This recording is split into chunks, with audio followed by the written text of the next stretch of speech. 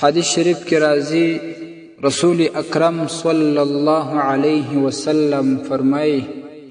من قال حين يصبح وحين يمسي څوک چې په سحر او ماښام کې سبحان الله وبحمده سل واره ووایي لم يأت أحد يوم القيامة بأفضل مما جاء به نو د قیامت په ورځ به هیڅوک هم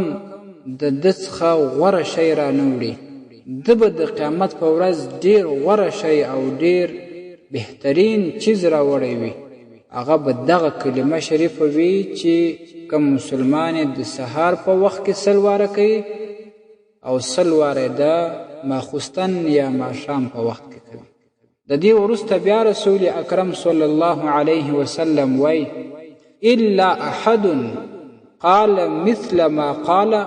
یو څوک به دغسې بهترین او غوره شی راوړي هغه څوک چې هغه هم دغه ذکر کړی وي او زاد علیه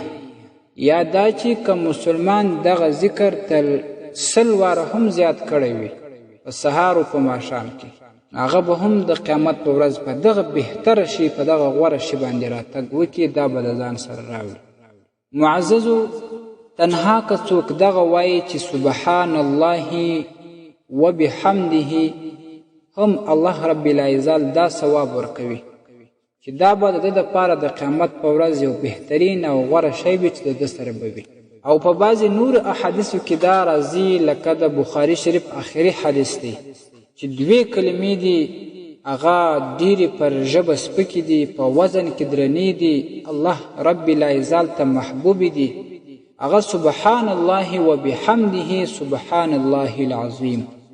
دغه دوې کلمې دي دا رب العزت ته ډېرې محبوبې دي څوک چې د دې ذکر کوي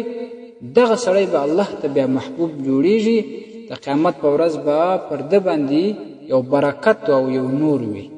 که تنها دغه وایست هم صحیح ده سبحان الله وبحمده کوم وخت درلودی سبحان الله وبحمده سبحان الله العظیم در سره وایست